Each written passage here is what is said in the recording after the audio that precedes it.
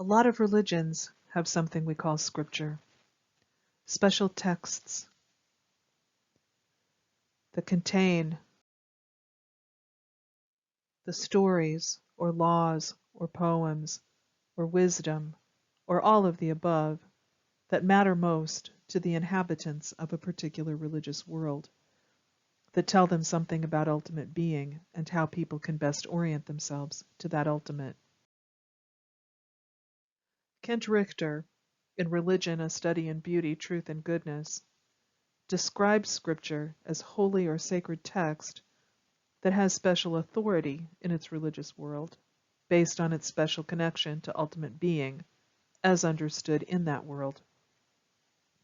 So, for instance, the Adi Granth, the sacred text that is Sikh scripture, which Sikhs think of as their community's guru, teacher, and leader, or the Quran, Muslim sacred text, which Muslims understand to have been directly revealed by the one true God through the medium of the Prophet Muhammad.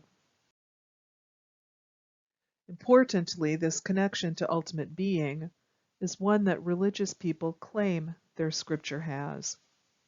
A sacred text's connection to ultimate being is assumed and taught within its own religious world by means of the stories religious people tell about their own scriptures.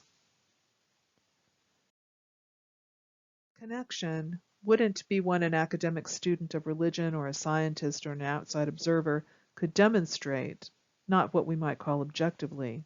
Outside of its own religious world, the connection might be questioned or even denied.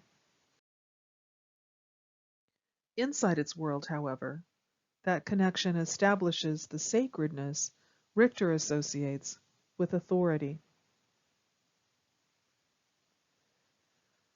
We'll talk about authority in detail when we talk about Martin, but for now, I'll suggest that authority is something people appeal to in settling disputes and disagreements once and for all, because they understand it to have the last word or to cast the final deciding vote. One of the things that defines a particular religious world is that people within it recognize the same figure or thing as having authority, like the same scripture, which brings us back to the idea of scripture as a text that's recognized as sacred and authoritative within its particular religious world. Richter describes how such authoritative sacred texts might come into existence historically. Since they're texts, of course, someone has to write them. The authors of scripture might be prophets or sages themselves, like the prophet Ezekiel, who's traditionally credited with writing the biblical book that bears his name, or the legendary sage Lao Tzu, who is traditionally thought of as the author of the Tao Te Ching. But they might be the disciples or students of prophets or sages, like the companions of the Prophet Muhammad, who are traditionally said to have compiled the written text of the Quran a decade or two after the Prophet's death, or the students of Confucius, who compiled all the sayings of Confucius they could remember to form the Analects.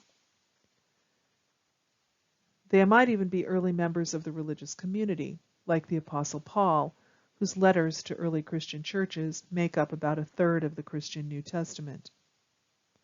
And in the case of what Richter calls secondary scripture, they might even be later members of the community, like the informants who collected the secondary scriptures that give Muslims a traditioned understanding of the meaning of the Quran and the way to lead a pious way of life, the Muslim Hadith, or the sages and rabbis whose commentaries and interpretations of the Torah make up the oral Torah of Rabbinic Judaism, collected in the immense Babylonian Talmud that forms the basis for an Orthodox Jewish way of life. Stories like these, stories a religious community tells about how its own scriptures came to be, are something else that helps form a religious world. If an outsider, like a historian, were to use academic historical methods to reconstruct that story, of how a particular sacred text came into existence. It might sound different. For instance, these days scholars think the process that gave Judaism and Christianity the Hebrew scriptures known as the Jewish Tanakh or the Christian Old Testament involve a complicated process of collecting ancient oral traditions, later editing, and even later re-editing, and the creation of multiple versions. A similar process of traditioning, collecting, editing, and re-editing seems to have been behind the Theravadan Buddhist body of sacred texts known as the Tripitaka. These aren't usually the stories religious people themselves tell about their scriptures, although in the modern world they could be. Either way, the authoritative list of scriptures that defines a religious world has a name: canon.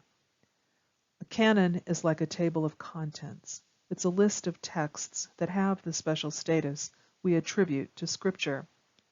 Canons of Scripture themselves also have histories. They come into existence over time, and Richter gives the example of the development of the canon of the Christian New Testament to illustrate that. People often ask, how do religions, that is, how do religious people, decide which texts make the cut and who is in a position to make that decision? It's a good and difficult question, but it doesn't have a single one-size-fits-all answer.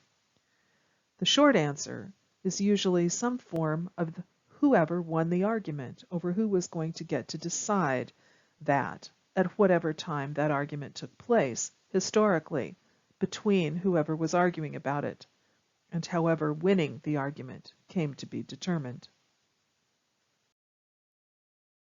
If no one in the religious world even remembers that there ever was an argument, that may simply mean that the argument happened so long ago that everyone now alive has forgotten about it and has grown up in a world in which this particular canon of Scripture was always presented to them as something that just was, because their parents and their parents' parents and their parents' parents were brought up on it.